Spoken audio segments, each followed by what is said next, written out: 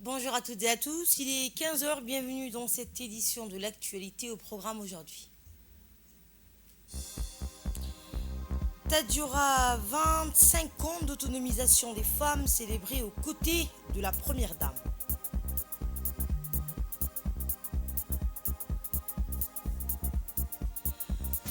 Modernisation des douanes, le ministère du Budget a lancé hier une cérémonie, les détails dans un instant. Et les diplomaties arabes, Riyad réunit ce vendredi les dirigeants pour une réunion sur Gaza. La région de Tadjoura a célébré hier, dans la matinée, le 25e anniversaire de l'Association des femmes de Tadjoura sous le haut patronage de la Première Dame et présidente de l'Union nationale des femmes djiboutiennes, l'UNFD, Mme Khadra Mahmoud Haïd. Depuis sa création en 1998, cette association œuvre pour le développement et l'autonomisation des femmes de la région, née de la volonté de femmes déterminées à relever les défis socio-économiques du pays. Elle a initié de nombreux projets visant à renforcer leur indépendance et leur participation active à la vie économique et sociale à travers diverses initiatives. L'association des femmes de Tadjoura a organisé au fil des années des expositions dans des hôtels et supermarchés, participé à des foires régionales et mis en place des ateliers d'apprentissage destinés aux jeunes. Le thème retenu cette année, autonomisation, tradition et résilience, illustre la volonté de l'association de promouvoir l'émancipation des femmes tout en préservant les traditions culturelles et en valorisant leur capacité d'adaptation face aux défis contemporains. Ce 25e anniversaire marque un tournant pour l'association qui continue à jouer un rôle clé dans la promotion des valeurs de solidarité, de transmission des savoirs et de résilience. Elle s'impose comme un moteur du changement, œuvrant pour une société plus équitable où l'autonomisation des femmes rime avec progrès et prospérité.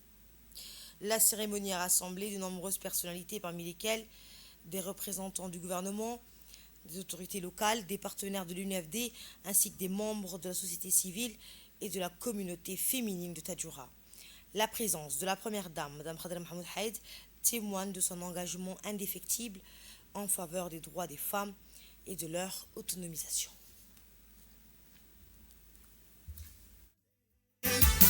Waneko garaisele, lasiko walitele, kudaila kasakatele, togorni fulgarar hibe, kudaila kasakatele, togorni fulgarar hibe. Waneko garaisele, lasiko walitele, waneko garaisele, lasiko walitele, kudaila kasakatele.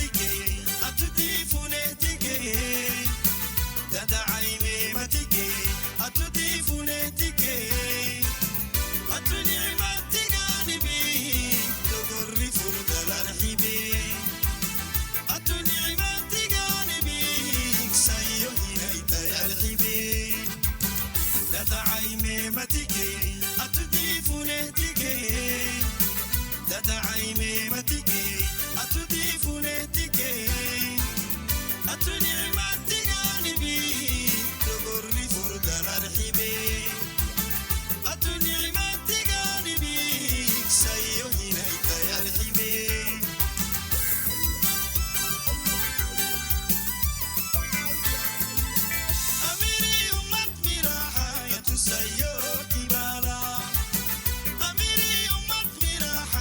tusayo kibaala arxibay khadra arxibay arxibay khadra arxibay kuma mudna farxata sayayna aku furda arxibay kuma mudna farxata sayayna aku furda arxibay. Les femmes de Tadjoura à l'honneur, une vitrine du savoir-faire local. Dans le cadre de cette célébration, la première dame de Djibouti, Madame Khadra Mohamed Haïd, a visité les différents stands d'exposition, mettant en avant les produits artisanaux, les œuvres culturelles et les initiatives économiques portées par les femmes de la région. Cette exposition a offert aux femmes de Tadjoura une tribune pour présenter leurs talents, leurs projets et leurs idées innovantes. L'autonomisation féminine est aujourd'hui un enjeu majeur, à la fois pour la préservation de leur identité et pour le développement économique local. Madame Khadra Mohamed Haïd a pris le temps d'échanger avec les exposantes, s'intéressant de près à leur création et à leur ambition. Elle a salué leur engagement en faveur du développement communautaire, soulignant l'importance de leur contribution à l'économie locale et à la valorisation du patrimoine culturel de Tadjoura. L'exposition a mis en lumière la richesse et la diversité de l'artisanat local, avec des pièces uniques témoignant du savoir-faire et de la créativité des femmes de la région.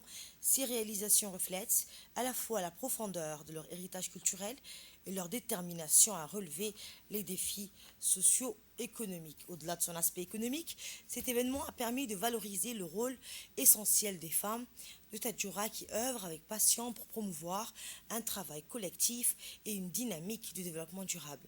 La visite de la première dame au stand d'exposition a été l'un des temps forts de cette célébration, offrant une reconnaissance officielle aux femmes entrepreneurs et les encourageant à poursuivre leurs initiatives pour le bien de leur communauté.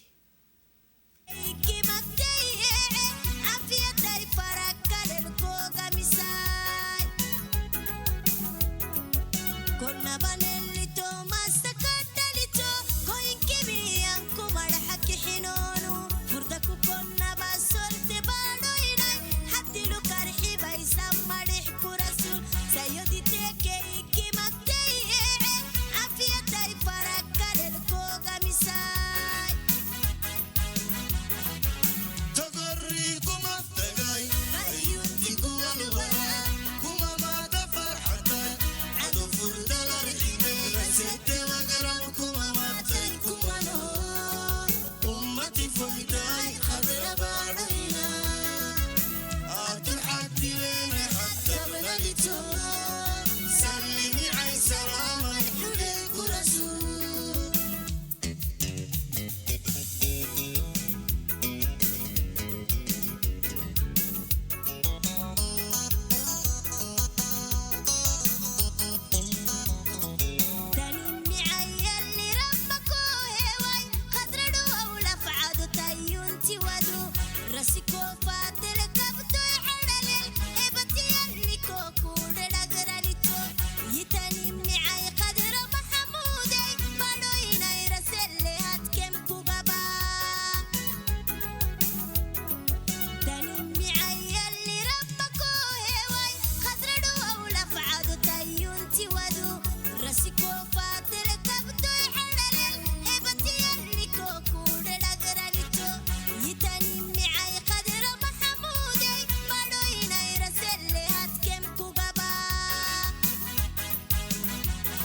تقري كما تقاي أيونتي كوا الورا كما ما تفرحتاي عدو فرد الرحيم رسيت وقرب كما ما تاي كما نو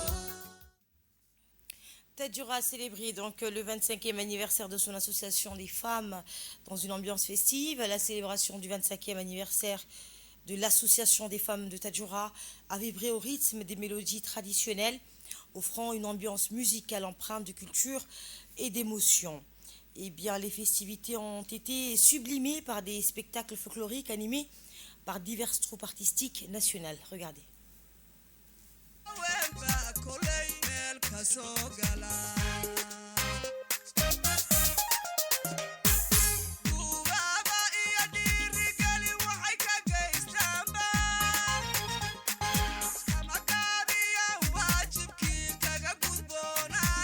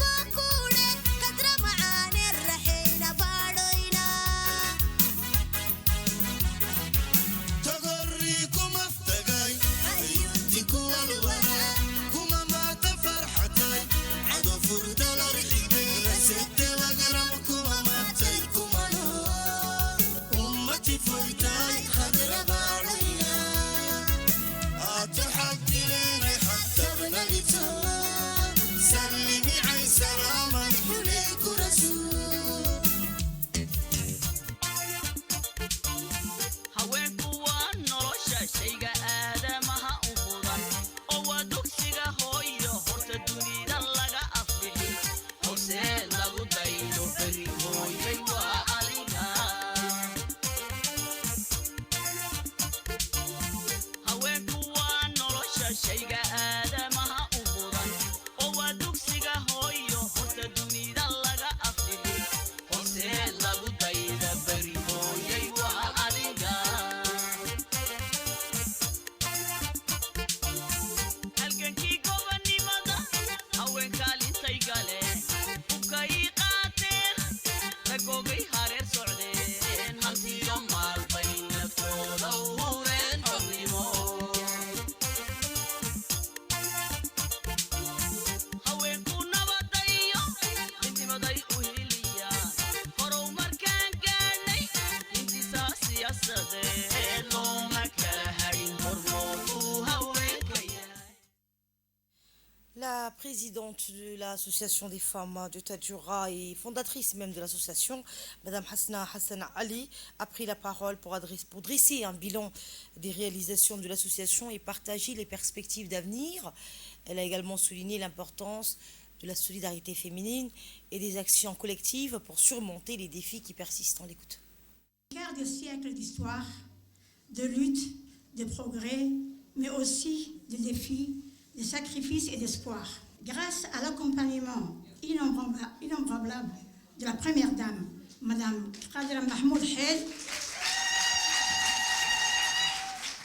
et à son soutien constant, nous avons pu réaliser des grands progrès. L'éducation des femmes, l'autonomisation économique à travers nos coopératives et nos caisses associatives, à lutter contre les pratiques traditionnelles néfastes et surtout la solidarité indéfectible entre nous ont été les pierres angulaires de notre action. Cependant, le chemin n'a pas été sans embûches. Nous avons affronté de nombreux obstacles, parfois invisibles, mais toujours puissants. La résistance au changement, les mentalités ancrées et les difficultés d'accès à certains services ont mis à l'épreuve notre volonté. Mais chaque défi a été une occasion de grandir, de renforcer nos liens et de faire entendre la voix des femmes de Tadjoura. Madame la Première Dame, Mesdames et Messieurs, aujourd'hui, nous regardons ces 25 années avec émotion, mais aussi avec une immense gratitude envers tous ceux et celles qui ont rendu cela possible. Le président de la République, qui a soutenu nos initiatives et permis des avancées législatives importantes pour la protection des femmes et des filles, mérite toute notre reconnaissance. À vous, Monsieur le Président, nous disons merci pour votre soutien infaillible et votre vision pour un Djibouti inclusive. La première dame du pays, Mme Khadra Mahmoud Haid, a dans son discours salué 25 années d'engagement et de transformation portées par l'Association des femmes du Tadjoura. Elle a souligné le rôle essentiel des femmes dans le développement local et leur contribution à l'évolution de la société tadjouroise. On écoute la première dame. Bismillahirrahmanirrahim. Yidardaro, chère mère,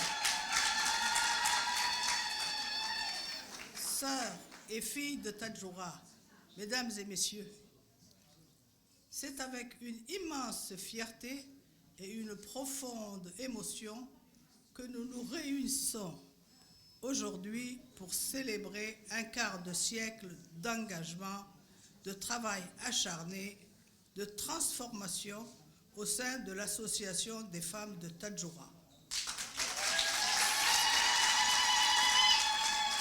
Ce 25e anniversaire marque bien plus qu'un simple jalon dans l'histoire de l'AFT. Il représente 25 ans d'action concrète en faveur du développement local, de l'autonomisation des femmes et de l'éducation des jeunes, une véritable révolution silencieuse qui a façonné notre communauté.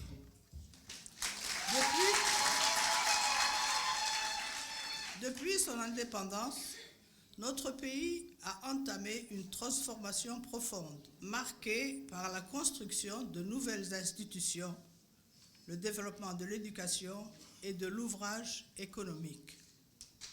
Les femmes de Tadjoura ont joué un rôle fondamental dans cette transition. Dès les premières années, elles ont commencé à revendiquer leur place dans l'éducation et la vie économique, posant ainsi les bases d'un changement progressif.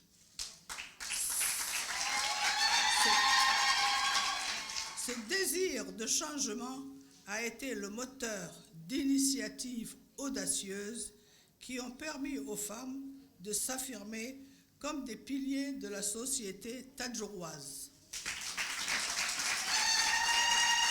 Ces initiatives ont transformé la place des femmes dans la société tadjouroise, leur permettant de ne plus être uniquement des mères et des épouses, mais aussi des actrices du développement économique et social.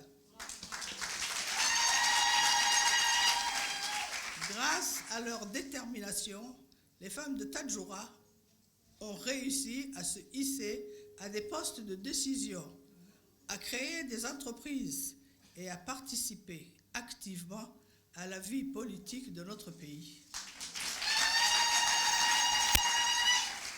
C'est un parcours qui mérite d'être célébré et qui doit inspirer des générations futures.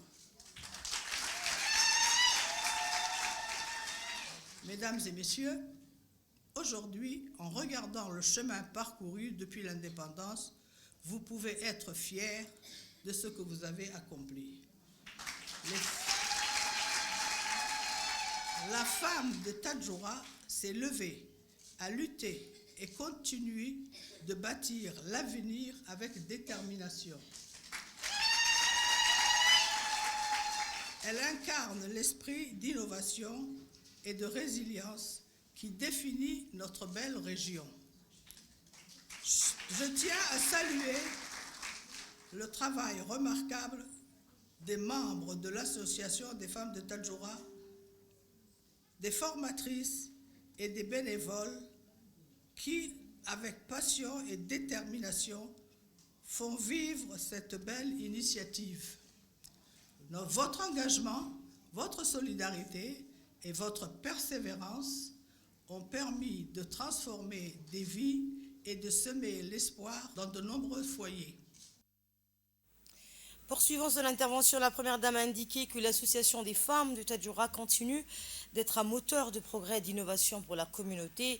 Elle a également rendu un vibrant hommage à Madame Hasna Hassan Ali, fondatrice de l'AFT, pour son engagement en faveur de l'émancipation des femmes. Réécoutons la première dame.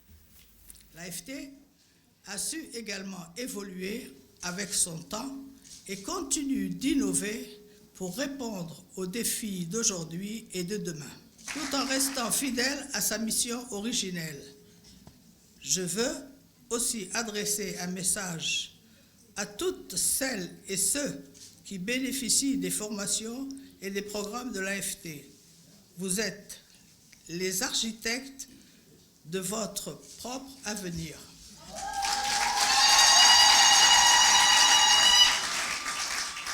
Continuez à apprendre. Chaque effort que vous fournissez aujourd'hui est une pierre que vous posez pour bâtir un futur meilleur. N'oubliez jamais que le savoir est une arme puissante, capable de briser les chaînes de l'ignorance et d'ouvrir les portes vers de nouvelles opportunités. En ce jour mémorable, nous ne pouvons évoquer l'histoire de l'AFT sans rendre un brillant hommage à celle qui, par sa vision, son engagement, a posé la première pierre de cette belle aventure, Madame Hasna Hassan Ali.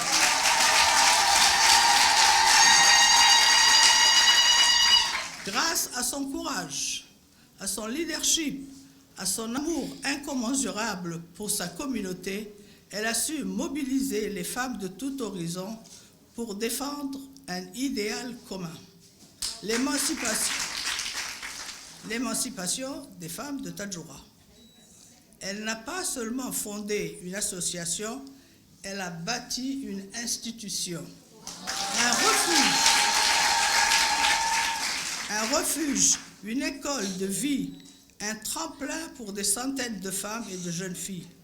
Son travail acharné, son combat contre les inégalités et son engagement pour l'éducation ont changé des vies et continuent d'en inspirer d'autres aujourd'hui. Madame Hasna Hassan Ali, au nom de toutes les femmes qui ont bénéficié de votre générosité et de votre vision, nous vous disons merci. Votre engagement est un flambeau qui ne s'éteindra jamais. Enfin, à toutes et à tous ici présents, célébrons ensemble ces 25 années de succès avec la certitude que l'AFT continuera d'être un pilier du développement, un symbole d'espoir pour toutes les femmes de Tadjoura et au-delà. À toutes ces femmes d'hier et d'aujourd'hui qui ont contribué et contribuent encore au développement de Tadjoura, je rends hommage. Vous êtes des modèles pour nos jeunes et des sources d'inspiration pour tous. À vous toutes, jeunes filles de Tadjoura, rêvez grand, osez et prenez la place qui vous revient.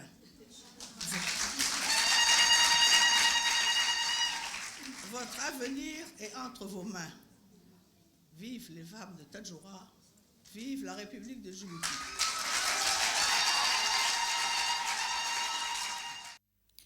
Et la première dame, Madame Khadra Mohamed Haïda, honoré 14 femmes emblématiques ayant donc marqué l'histoire de l'Association des femmes du Tadjoura.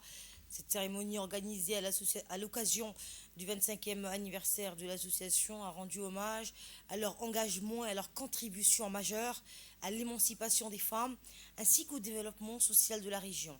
Issues de divers horizons, ces 14 femmes ont joué un rôle fondamental dans la promotion des droits des femmes, l'éducation, l'autonomisation économique et la préservation du patrimoine culturel.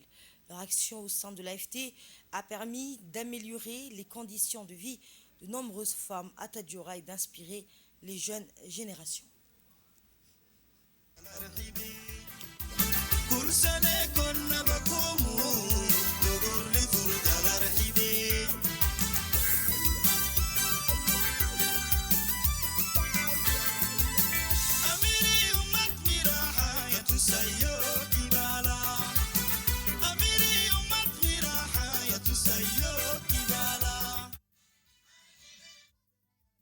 Et la cérémonie donc a été marquée par des témoignages émouvants retraçant le parcours de ces femmes engagées. Certaines ont œuvré pour l'éducation des filles, d'autres ont milité pour l'insertion professionnelle des femmes, tandis que d'autres encore ont contribué à préserver et transmettre les traditions culturelles de la région. Lors de cette cérémonie, les participants ont souligné le rôle essentiel de l'association des femmes de Tadjoura donc dans le développement de la communauté, notamment à travers l'autonomisation des femmes, l'éducation et l'entrepreneuriat. Depuis 25 ans, ces femmes ont prouvé leur capacité, ont-ils dit, à créer des opportunités et à impulser le changement. Les bénéficiaires ont quant à elles donc exprimé leur gratitude envers l'association qui leur a permis d'accéder à des formations et de concrétiser leurs projets. Cet anniversaire marque la reconnaissance de leurs efforts et de leur détermination. Malgré les défis à venir, elles restent unies et engagées pour poursuivre leur combat en faveur de l'indépendance et du développement des femmes de Tadjoura. L'association des femmes de Tadjoura a célébré hier soir son 25e anniversaire en présence de la Première Dame, une soirée marquée par des hommages et des témoignages sur un quart de siècle d'engagement en faveur des femmes. Regardez.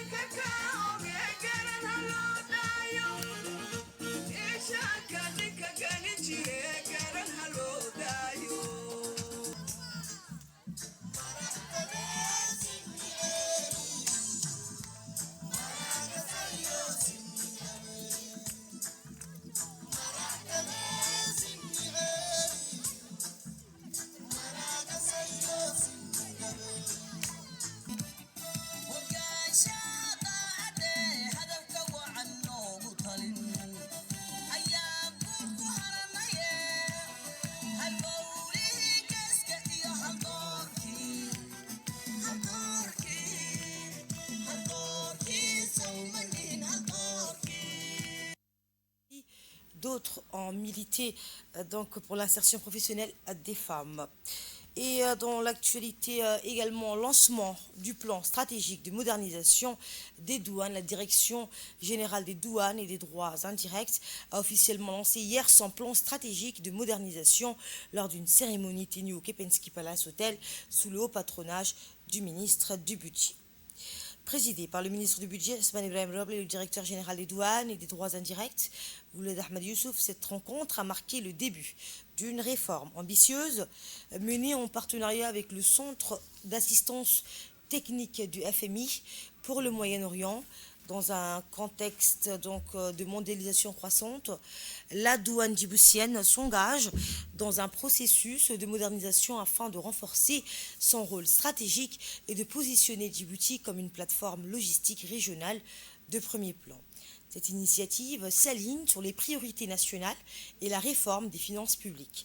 Au cours de la cérémonie, le plan stratégique 2025-2029 a été présenté, articulé autour de 4 axes majeurs: optimisation de la collecte des recettes douanières grâce à un renforcement de l'administration, soutien à l'intégration régionale et à la facilitation des échanges pour dynamiser le commerce, renforcement du contrôle douanier afin de lutter contre la fraude et la criminalité transfrontalière, et développement organisationnel de la douane à travers la valorisation des ressources humaines et l'amélioration de la communication interne. Écoutons un extrait du discours du directeur général des douanes et des droits indirects, M. Ouled Ahmed Youssouf. Un grand honneur et un profond enthousiasme que je vous accueille aujourd'hui à cette table ronde qui marque le lancement officiel du plan stratégique 2025-2029 de la douane djiboutienne. Ce premier plan s'inscrit dans la dynamique ambitieuse de la vision Djibouti 2035, une vision qui vise à faire de notre pays un hub régional de premier plan, un pôle de connectivité et d'échange, dans le but ultime de transformer radicalement notre économie et d'améliorer sa compétitivité sur le plan mondial. Permettez-moi de commencer en soulignant l'importance du rôle de la douane dans cette transformation. La douane n'est pas seulement un acteur clé dans la collecte des recettes fiscales, mais également un pilier fondamental dans la facilitation du commerce, la sécurité nationale, ainsi que dans la mise en œuvre des politiques publiques visant à renforcer l'essor économique. Ce plan stratégique 2025-2029, réalisé avec le soutien des experts du FMI METAC, repose sur 4 axes majeurs, chacun étant une pierre angulaire dans notre ambition de transformer le secteur douanier et de l'adapter aux exigences modernes de l'économie mondiale. En premier lieu, l'administration fiscale. Nous œuvrons pour une modernisation et une rationalisation de notre système fiscal avec un accent particulier sur l'amélioration de la collecte des recettes et la réduction des délais de traitement des dossiers. Une administration douanière performante est indispensable pour garantir une gestion transparente et efficace des ressources nationales. Ensuite, l'intégration régionale et la facilitation des échanges. En tant que carrefour stratégique entre l'Afrique de l'Est et le reste du monde, Djibouti doit renforcer ses liens économiques avec ses voisins. Ce volet de notre plan vise donc à simplifier les procédures douanières, faciliter la circulation des biens et services et harmoniser les réglementations dans une optique d'intégration régionale plus soutenue. En outre, la sûreté et la sécurité, dans un environnement global où les menaces transnationales sont de plus en plus complexes, la douane djiboutienne joue un rôle vital dans la prévention des activités illicites. Ce volet met l'accent sur l'amélioration des capacités de notre douane en matière de sécurité, notamment dans la lutte contre les trafics de toutes sortes, la fraude, tout en garantissant la sécurité de nos frontières. Enfin, la gouvernance et le renforcement organisationnel. Le renforcement de la gouvernance et de l'efficacité organisationnelle est au cœur de ce plan. La douane entend se réorganiser pour mieux répondre aux défis actuels, tout en garantissant une gestion optimale de ses ressources humaines et matérielles, en favorisant la culture de la transparence et de l'intégrité. Et voici à présent le mot du ministre du Budget. C'est pour moi un immense honneur de lancer cette table ronde organisée avec le soutien du FMI METAC et nos partenaires techniques et financiers. Je souhaite à toutes et à tous la bienvenue à Djibouti et remercie de votre présence qui témoigne de l'intérêt que vous accordez à la bonne marche de l'administration des douanes. Mesdames et messieurs, cette table ronde intervient dans un contexte de mondialisation croissante et certainement crucial où le ministère du Budget poursuit avec assiduité son processus de réforme et de modernisation qui lui permettra ainsi de participer à la vision du pays en tant que plateforme logistique dans la région. La tenue de cet atelier est inscrite au cœur des priorités nationales et alignée également à la stratégie de réforme des finances publiques élaborée suite à l'évaluation de PFA en 2022-2023. Cette stratégie prévoit une remise à niveau du système fiscal djiboutien par le biais d'une transition fiscale impliquant une fiscalité douanière performante et une fiscalité intérieure à renforcer au regard des niches non explorées. Aujourd'hui, les objectifs des recettes douanières sont globalement atteints grâce aux efforts de l'administration, mais l'exposition de cette dernière aux fluctuations économiques couplées aux engagements tarifaires pris auprès des organisations sous-régionales et régionales constitue un facteur de vulnérabilité des droits de porte sur lesquels repose majoritairement la fiscalité actuelle. La réforme et la modernisation de notre administration douanière est sans doute un processus essentiel pour améliorer l'efficacité, la transparence et la sécurité des échanges commerciaux dans la région. Le plan stratégique de la douane djiboutienne qui vous est soumis aujourd'hui s'inscrit dans le cadre des priorités nationales pour le développement économique, la vision 2035 visant à positionner Djibouti comme un hub logistique et commercial de premier plan en Afrique. Une douane performante, transparente, innovante, répondant aux attentes des parties prenantes et capable de relever les défis d'un environnement commercial et sécuritaire en constante évolution demeure primordial. Les grands axes de ce plan stratégique 2025-2029 de la douane djiboutienne se déclinent comme suit. Optimisation de la collecte des recettes douanières à travers le renforcement de l'administration, soutien des efforts d'intégration régionale et de facilitation des échanges, renforcement du contrôle douanier afin de lutter efficacement contre la fraude et la criminalité transfrontalière en collaboration avec les agences transfrontalières et frontalières. Développement organisationnel de la douane avec valorisation des ressources humaines, renforcement de la communication interne. Mesdames et messieurs, le plan stratégique qui vous sera présenté en détail ce jour présente un portefeuille de 18 actions stratégiques identifiées prioritaires, inscrivant diverses activités à réaliser avec des objectifs et résultats spécifiques dans nombre de domaines, notamment la digitalisation pour une douane intelligente. Aujourd'hui, dans Focus, nous revenons sur le modèle djiboutien éthiopien d'intégration régionale, un exemple de coopération stratégique que nous décryptons avec Samata Saïd. Bonjour. Bonjour Asma Aboubakar Moussa. Alors, la question centrale aujourd'hui, c'est comment Mohamed Ali Youssouf, fort de cette expérience, peut-il utiliser ce modèle pour impulser une véritable intégration à l'échelle de l'Afrique?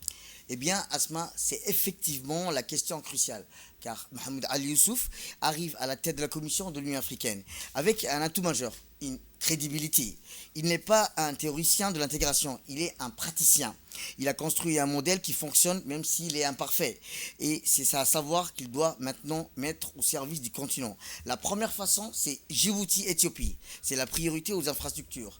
L'intégration africaine ne se fera pas au coup de discours, mais à coup de projets concrets, des corridors de transport, ainsi qui relient les pays des réseaux énergétiques interconnectés, des zones économiques et spéciales, Asma. C'est sûr, sur le terrain que Youssouf doit concentrer ses efforts. Sans infrastructures, rappelons-le, fiable et moderne, l'intégration restera un vœu pieux. Rappelons que Youssouf doit donc devenir le VRP des infrastructures africaines. Donc, rappelons-le, convaincre les États membres d'investir massivement et aussi les démobiliser les financements des levées des obstacles bureaucratiques. La deuxième façon, Asma, c'est l'interdépendance assumée. L'Éthiopie a accepté de dépendre de Djibouti pour son accès à la mer. C'est un acte confiant, rappelons-le, fort, qui dépasse les réflexes nationalistes habituels. Mohamed Ali Youssouf, doit promouvoir cette idée de la souveraineté à partager. N'est pas une faiblesse, mais une force que l'intégration. Dilution des identités nationales, la mutualisation des atouts, afin que c'est peut-être les importants. Youssouf, Mohamed Ali Youssouf aussi doit incarner une méthode basée sur le pragmatisme, le rigueur, le suivi, fini des grandes déclarations, sans les mains, place à des objectifs précis, des échéances claires, aussi des mécanismes d'évaluation. Il doit transformer l'Union africaine en une machine à résultats. Le défi est immense, Asma, et nous ne l'aurons pas. Les résistances seront nombreuses et les obstacles considérables, mais Mohamed Ali Youssouf a une carte à jouer. Il a l'expérience, la crédibilité et j'espère la volonté de faire bouger les lignes. Merci Samothar Serid Yassine pour ces précisions. Dans l'actualité également, distribution de la zakat et des parrainages aux orphelins à Dikil. Dans le cadre de son engagement en faveur des valeurs de solidarité et d'entraide, le Diwan de la zakat rattaché au ministère des Affaires musulmanes et des biens WARF a procédé à la distribution des fonds de la zakat pour l'année 2024 ainsi qu'aux troisième et quatrième tranches de parrainage pour les orphelins. Cet événement majeur s'est déroulé à Dikil sous la supervision du ministre des Affaires musulmanes, Momin Hassan Barre, accompagné d'une délégation comprenant le directeur général des WARF et de la Zakat, Suleiman Hussein Moussé, ainsi que plusieurs hauts responsables du ministère. Dès son arrivée, la délégation ministérielle a été accueillie par le préfet de la ville de Dikil, M. Hassan Abdirable, avec qui elle a échangé sur l'impact de cette initiative et les mécanismes mis en place pour assurer une distribution efficace et équitable des fonds aux populations vulnérables. Une aide précieuse pour les plus démunis. Lors de cette opération, plus de 100 bénéficiaires incluant des familles démunies, des personnes âgées et des personnes en situation de handicap ont reçu donc un soutien financier.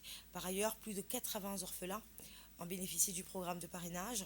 Il est à noter que le montant total de la zakat collectée pour l'année 2024 s'élève à environ 160 millions de nos francs. Une partie de ces fonds a déjà été distribuée dans la capitale et les opérations se poursuivront progressivement dans les différentes régions du pays selon un plan bien défini du ministère des biens WARF.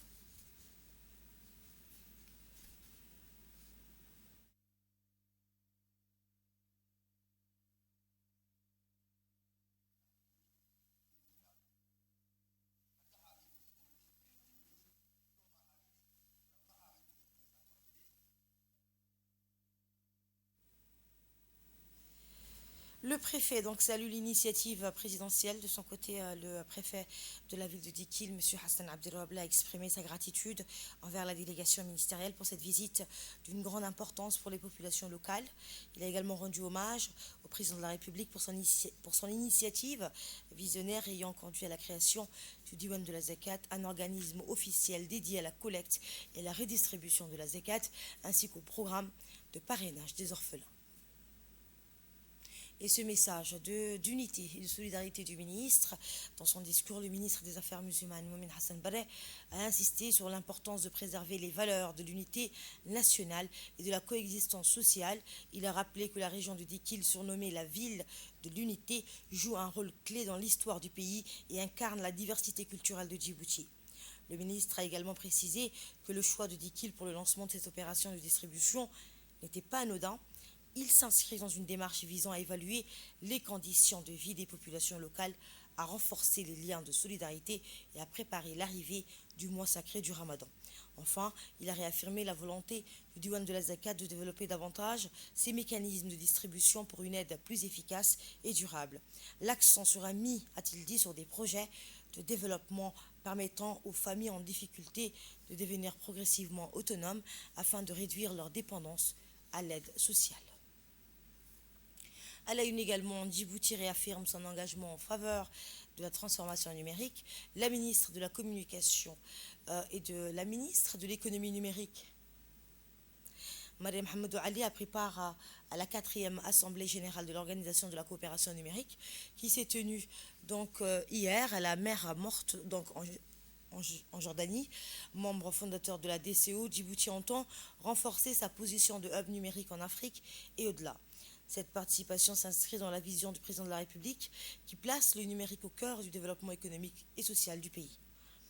Dans son allocution, la ministre a salué le travail de l'équipe dirigeante de la DCO et souligné l'importance de cette assemblée pour ajuster les priorités et relever les défis de la transformation numérique.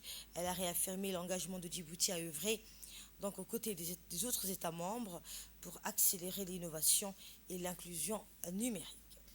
Autre information, le secrétariat exécutif de gestion des risques et des catastrophes, en partenariat avec l'Agence nationale de la météorologie, a organisé hier une réunion dans la salle de conférence de la mairie de Djibouti.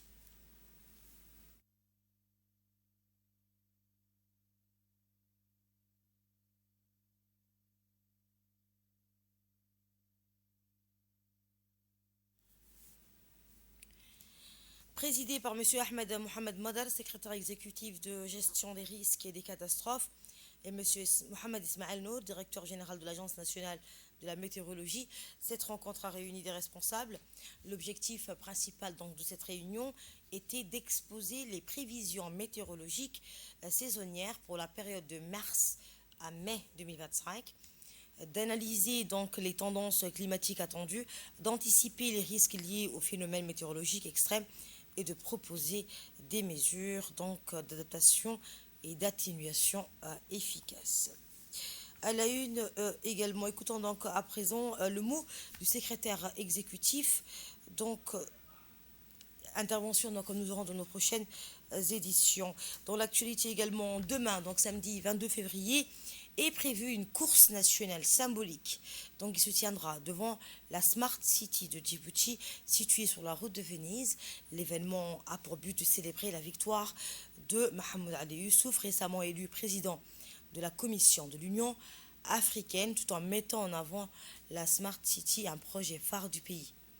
Eh bien, cette course organisée avec la collaboration Touch Road, qui réunira citoyens et acteurs locaux, célébrera donc d'abord l'élection historique de Mohamed Ali Youssouf.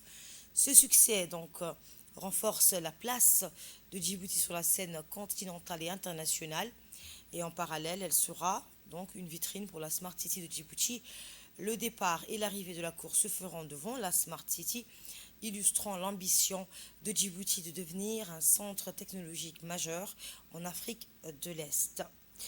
Le chairman de Touch Road International, Holding Group, a souligné dans son intervention que le départ et l'arrivée de la course nationale se feront directement devant la Smart City dans un parcours circulaire afin de mettre en lumière la vision future de Djibouti et le rayonnement international qu'incarne ce projet. L'événement réunira citoyens, élus, acteurs locaux et partenaires internationaux. La Somalie félicite le nouveau président de la Commission de l'Union africaine. Le président somalien Dr Hassan Sheikh Mohamud a adressé ses félicitations à Mohamed Ali Youssouf pour son élection à la présidence de la Commission de l'Union africaine, soulignant l'engagement de la Somalie à collaborer avec lui pour la paix et le développement en Afrique. Le vice-ministre somalien des Affaires étrangères, Issar Mahmoud Mursal, a rappelé le soutien de son pays à Djibouti et salué les compétences du nouveau président. À Mogadiscio, des citoyens somaliens ont exprimé leur fierté, considérant cette élection comme un pas important pour la solidarité africaine.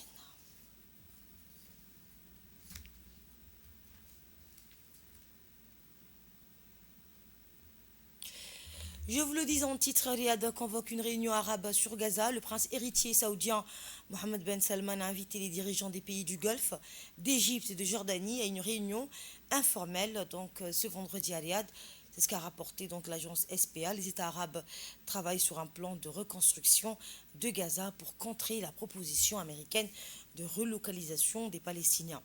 Les décisions officielles seront abordées lors d'un sommet arabe d'urgence prévu en Égypte le 4 mars.